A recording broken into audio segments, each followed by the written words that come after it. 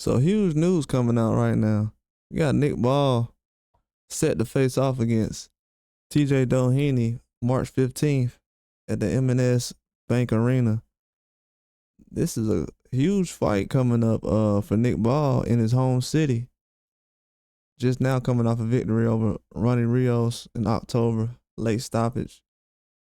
It was in the, I want to say, late rounds, but like ninth round or something like that. But TJ Doheny, he's coming off a loss recently against Naomi anyway, that was in the seventh round. And for me, he did a good job moving around, but as far as just the arsenal and everything, I don't know if it was an injury that he's came back from already.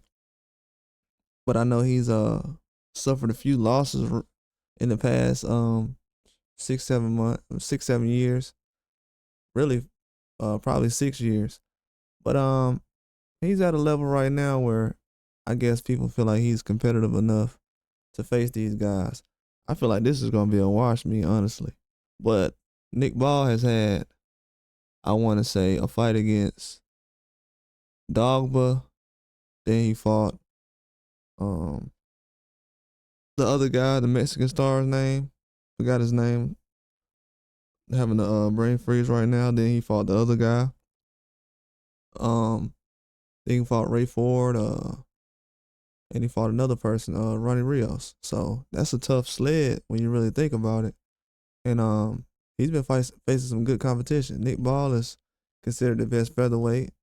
To a lot of people right now, the toughest one. That's the best competitive matchup they want to see between Naomi and Inoue.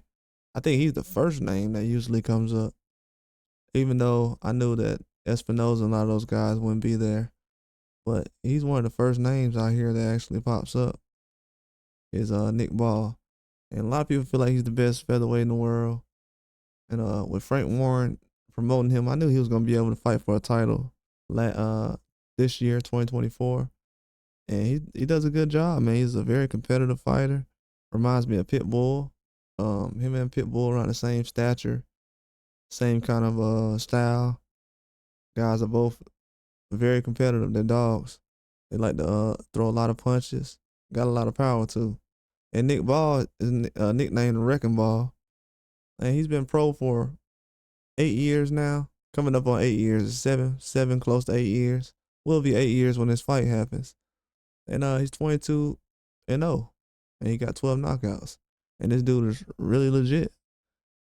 But we'll see what he's going to bring to the table as far as when it comes to Inoue. I think that's going to be a tougher fight for anybody compared to anybody at featherweight. I think Inoue is just as skilled as anyone at featherweight right now. And his power is going to carry up. I think the way that a lot of people you've seen recently, like Fulton and other guys, Figueroa, power's been carrying very well at 26 at featherweight. And Nick Ball, it'll be his fourth consecutive title bout. Like I said, he had a tough sled last year. Yeah, Ray Vargas was the guy he fought last year during Riyadh season. And he has a lot of competitors that really want to be in his spot right now. So he's definitely going to be in a lot of fights. But a guy like TJ Doheny, I'm not really a fan of Doheny. I don't want to say anything bad any more than I already did, but I was very critical of the fight between Inoue and Doheny because I just didn't think he was the toughest of the bunch. This dude is, and as we see now, this guy's moving up to featherweight. Like after the last fight, it's gonna be a good measuring stick for Nick Ball though.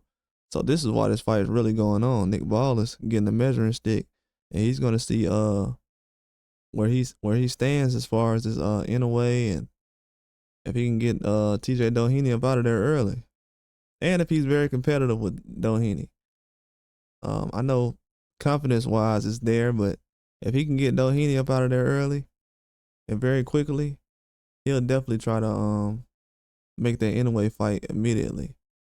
Now, if he goes out there and struggles or get dropped, not saying he's going to, but if that was to magically happen, that would be a huge situation for Nick Ball, and he'll probably have to take a step back. But I think he's all right. He's gonna be good with Doheny. Doheny's he got to prove himself right now. That's the most. As far as me right now, Doheny got to prove himself to me. Man has five losses. The last loss he had against Inouye, he hurt his back, and a lot of people thought he got punched in the back. Nah, he hurt his back. He was twisting his body and turning in all kind of ways on the ropes. Tried to turn quickly and go to your right, and his torso just gave out. His back went out, and that's kind of how the fight went. It wasn't really that he got stopped by a punch or anything like that. So we don't know how the full fight would have went, but that was a very bad sign. And then another eye opener is he's moving up. Yeah, he's fighting for a belt, so it makes a lot of sense. But a lot of people don't move up to the next weight class just because they're gonna fight for a belt. You know what I'm saying? If that was the case, you would have already been in the weight class. So that's kind of a red flag. Like, okay, was he overweight? Is he more comfortable at 26? If you're Nick Ball, you've had a lot of tough fights already. So a guy who's basically a contender, for you to be trying to fight him, and basically that's a guy who anyway just fought, and it's considered, that'll be considered somewhat of a tune-up, but it's a championship fight. So that's not bad. I mean, like I said before, Nick Ball's he's in my top 5 as far as the toughest fights in the last 12 months. He's had some tough fights the last 12 months, especially this year. He's had some of the toughest fights in boxing out of all weight classes. But that's all I got. Like and subscribe.